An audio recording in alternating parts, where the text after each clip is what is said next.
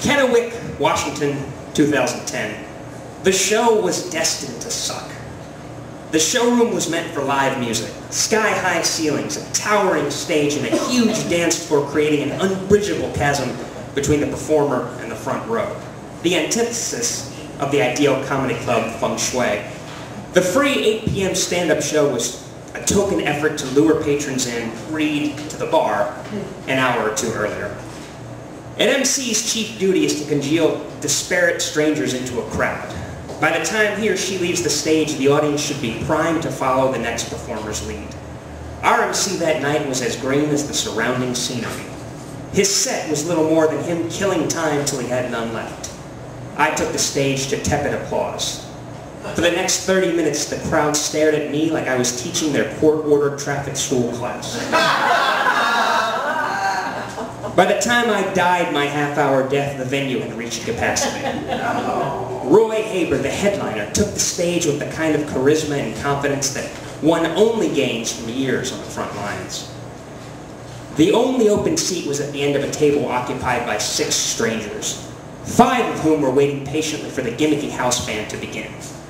Number 6 was a woman in her early to mid-40s who was not just stunning for her age, but stunning for any age. She fidgeted like a child forced to sit through a longer than usual Sunday service. I was just close enough to overhear when she turned to her neighbor and sighed, "This is boring." Her neighbor replied with a listless, nominal nod, the kind one gives strangers on airplanes when they cast trite conversational gambits. In 10 years as a comic, I have been party to innumerable stand-up shows foisted on an unsuspecting public. I once gigged at a strip club. I watched from the stage as one patron after another hailed the cocktail waitress to inquire, "When do the girls come back?" Attractive girls are my least favorite persons to perform for. Not being the center of attention is so alien to them they instinctively act a fool to summon the spotlight. Maybe 10 minutes passed before Barbie piped up a second time. "When does the band start?" She fired a third flare not long after that. The table's occupants abided her nonsense with saintly restraint. Though she never acknowledged my presence, she had seen me sit down seconds after my set. Dumb luck had placed her at the summit of an asymmetrical power relationship, and she jumped at the chance to make her candle burn brighter by smothering somebody else's. She shielded her mouth with her hand and spoke to her neighbor while shifting her eyes to and from me in the kind of radical, conspicuous arts one would expect from a high school's most pretty and popular girl when the homely new girl in hand-me-downs walked by. Her beau, judging by appearance and demeanor, was a successful businessman straight from Central Casting.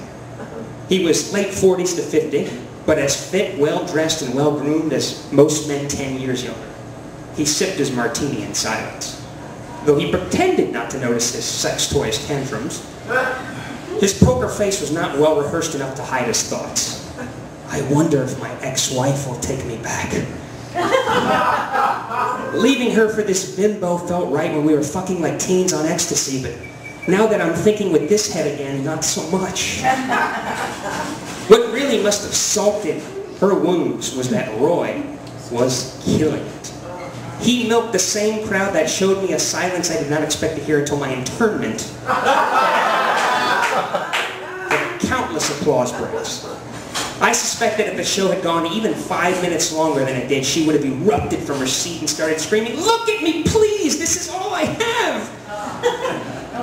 I recognized her behavior, though I failed to place it at the time. Years before, I had shared a house with 2 dogs, as dumb as they were disobedient. One was a miscreant wall-eyed pug named Hercules. The other, BJ, was a British bulldog with the brains and brawn of a Jersey Shore cast member. BJ was the alpha by virtue of his size. Table scraps were his to enjoy until he was full or there were none left. Toys were his to ignore until Herc took an interest in them. BJ never allowed Hercules to receive attention unless he was allotted an equal share. The moment one laid an affectionate hand on Herc, BJ would bulldoze his way between the petter and the petted. Once, in an effort to quash his selfish instincts, I continued cuddling Herc while intentionally withholding affection from BJ. Incensed, he employed an ear-splitting whimper that escalated in frequency and intensity, just like the soulless skin suit who inspired this piece.